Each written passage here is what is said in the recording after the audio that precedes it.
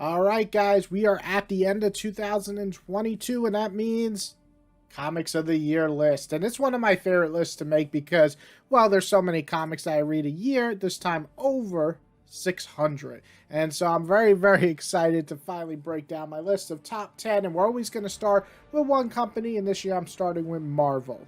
And Marvel had a pretty good year. There were some really good comics. Some that I'm just going to mention right away before we get to the top 10 that I enjoy, but they didn't quite crack my list, would be Carnage, which is pretty good. It's kind of like a Silence of the Lambs with Carnage in it, so that's kind of cool. I like that.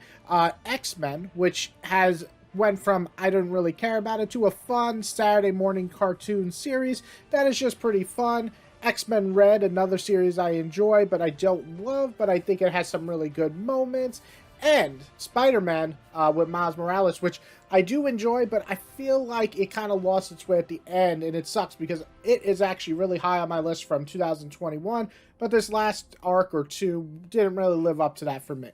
So we're going to start number 10 with Ghost Rider. And it's been a long time since I sat down and really enjoyed a Ghost Rider story. And it's not that they've been bad, they've just been good or okay. And that's okay for the most part. I don't mind reading just decent Ghost Rider stories, but I would have really liked a Ghost Rider series just to really impress me. And while I don't think this is the greatest, best ultimate story of Ghost Rider ever, I do think it's pretty good. It's kind of a rebirth for the character, kind of going back to the horror roots and definitely making him more of a body horror, which I really enjoy. There's some really excellent, disgusting moments in here. So, like I said, I don't think it's the greatest or the best Ghost Rider I ever read, but the art is solid. Benjamin does pretty good on the dialogue, and you get this real sense of dark, brooding, you know, everything you want in Ghost Rider series.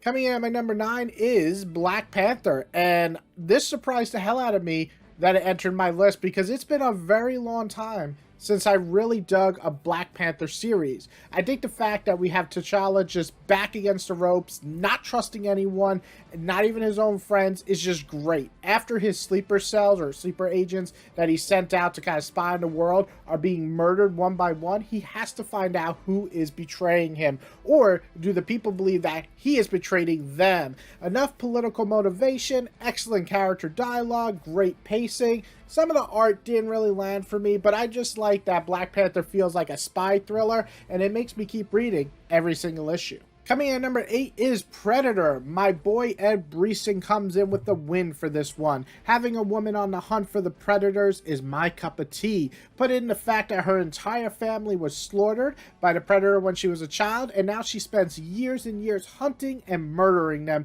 using their own weapons against them, only for them to have had enough eventually and flip the script, and now they are hunting her.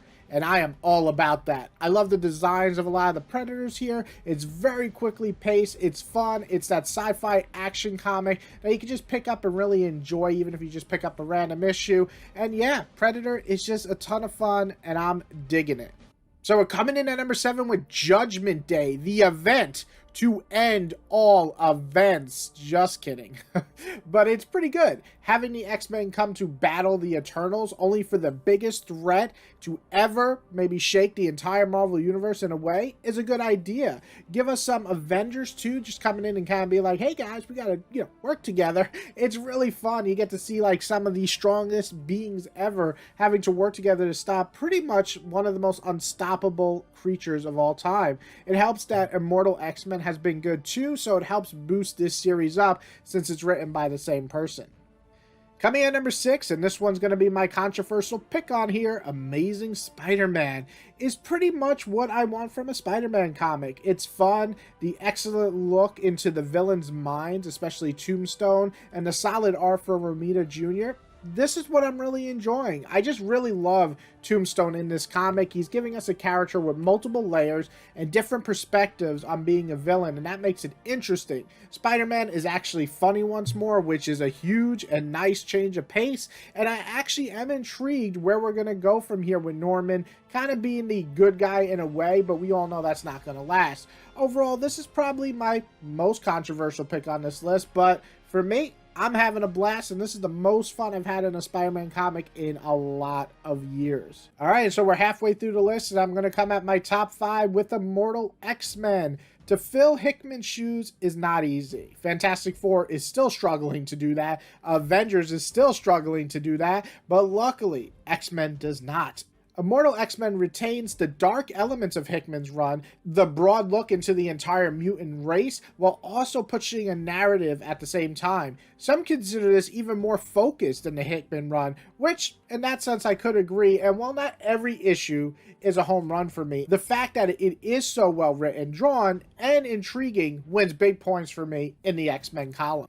Coming at number 4 is Aliens. So, Aliens' first 2 arcs were pretty solid, and while the second one had a little jumpy moments for me, I know it was pretty well done, but it's the newest arc, the last 4 issues, that really made this series boost up way past the top for me. Having a great idea of the androids on a mission to retrieve something for humanity's sake, and doing it begrudgingly, giving us these new and interesting characters, and a brand new team on the art, just made this series so much better for me, and it still has the great Philip Johnson Kennedy writing. So yeah, this one has jumped a few spots for me in the last few issues, just because I think the idea of the androids going inside an alien base and them not automatically killing them is something really cool and interesting that we didn't really get much before.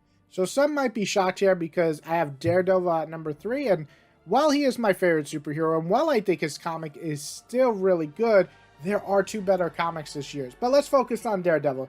Daredevil has gone through the ringer, especially after the events of Devil's Reign, and he is kind of restarting his life again in a way, but this time working with Elektra to do so. And the first arc here, or like kind of 2 issue into the next arc, is really focusing on his religion and his kind of mindset and what he would do for his friends and family. I like all that a lot. I think that the series is finally regaining its confidence. I thought it kind of lost itself a little before Devil's Reign, and while it was still good, it wasn't great. But luckily, these last couple of issues have really proved it to me. So it went from number 7 all the way to 3, thanks to those last 3 or 4 issues.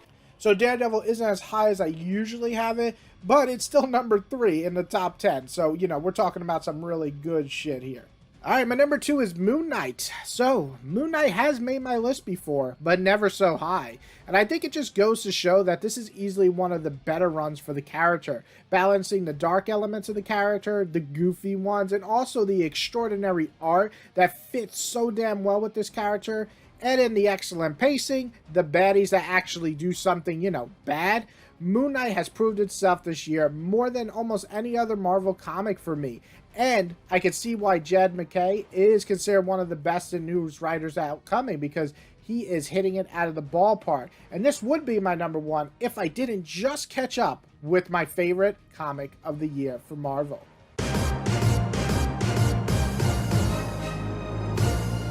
So I know I left you in suspense there, but it is Captain America, and this series is mind-blowingly good. This is probably my favorite Captain America series since Ed Brubaker, and that is extremely high praise because I love Ed Brubaker's run. I think it is the definitive Captain America run and one of my favorite runs of comic characters of all time.